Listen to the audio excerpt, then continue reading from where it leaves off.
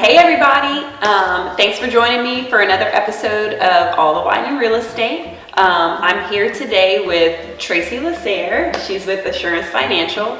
So if you're like me, it's only February and you've probably already forgotten or dropped your New Year's resolution by now, but it's okay to pick it back up. And the New Year's resolution in particular that we wanted to talk to you about is maybe saving money. Saving money for a down payment to buy a house.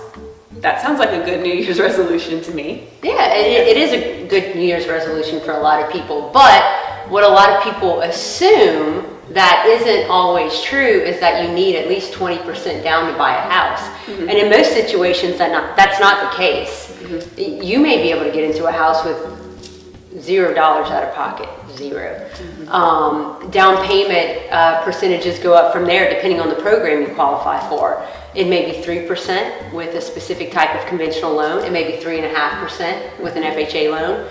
And it can go up from there. Mm-hmm. So really, if you are not purchasing a home because you think you need 20% down, then you just need to stop, contact a professional such as myself, and let us evaluate your situation. So basically what we do is we'll take your information, pull credit, and let you know which programs you qualify for and how much money, if any, is required for a down payment.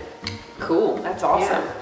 And I think a lot of people are worried if they do know that they don't need 20% down, people might be worried about PMI. Mm-hmm. So tell us a little bit about PMI and how you can get rid of it. Okay, so PMI stands for private mortgage insurance. Anytime you purchase a home and don't put 20% down, you're required to pay PMI. The good news is that on some programs, PMI actually goes away once you reach at least 20% in equity, provided you've made on-time payments and your payments are current loan.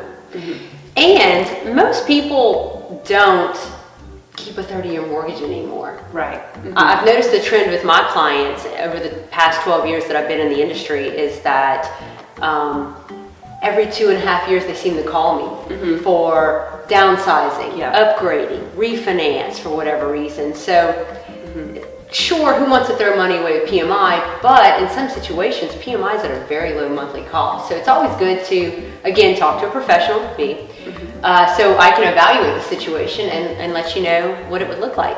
And the money that you're probably spending on PMI is probably going to be less than if you were throwing it away on rent. Yeah, right. It is. And I had a great conversation with a client over the weekend. And what I told her is she's a first-time home buyer. She's been an RN for about 3 years, and she's buying the home, single income, which is fine.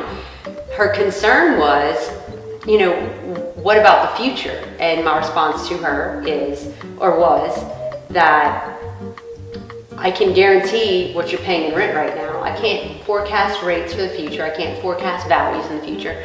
But what I can tell you is, based on the $1,000 you're spending in rent every month, that you will throw away $12,000 every year. $12,000. So you mentioned talking to a professional about getting pre-qualified. Tell us does that entail? What does it cost, if anything? Okay, it costs no money out of pocket to get pre-qualified with me.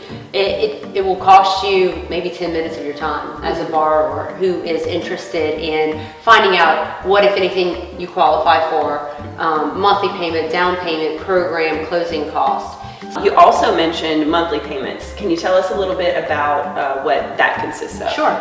So your monthly payment will consist of your principal and interest payment, your homeowner's insurance payment, your property tax payment, and possibly, if you didn't put 20% down, your mortgage insurance payment.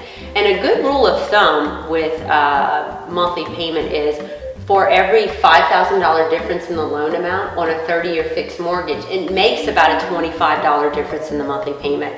That's a very common question I get from borrowers, realtors is, okay, well, they're looking at 170, but they may put, $5,000 down. How is that going to affect their note? Yeah. And that is a good rule of thumb for people to follow that is super easy to calculate. Yeah. 525. Remember that. 25. Yeah. What if one of your New Year's resolutions is to fix your credit? Tracy, do you have any tips for people who are looking to do that? Yeah, definitely. It's a very common question that we get, and whether your score is super low or mediocre, there are a lot of different things you can do to boost your credit score. A common thing is almost everyone has credit cards, right? And they assume, oh, I've made my payments on time, my credit should be amazing. Yes and no. There's another major factor that comes into play when it comes to revolving debt, such as credit cards, and that's balance versus limit. In order to get a higher credit score, keeping your balance at or below 10% of the limit is ideal. 10%, wow. 10%. Okay. And if you're developing credit, if you're fairly new to credit, if your credit history isn't very extensive, then having a credit card and keeping it at a $10 balance is ideal. And that, after a little bit of time, can really help boost credit scores. All right. Thank you so much, Tracy, for joining us for this episode of All the Wine in Real Estate. And thank you also for joining us. If one of your resolutions this year was to save money or to maybe work on your credit or to buy a house, anything to do with that, you can give us a call. Me or Tracy will be happy to help you out. Our contact information will be on this post and we'd be happy to help. So thanks again and Cheers! cheers!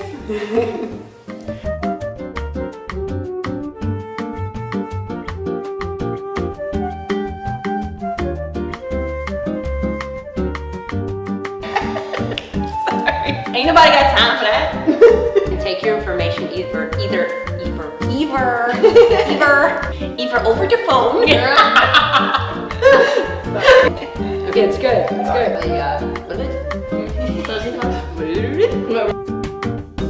What if you're married? Skirt. I can't do it. It's echoing. Have the number shown around. Information is gonna be. It's not too late. It's not too late. There's still time.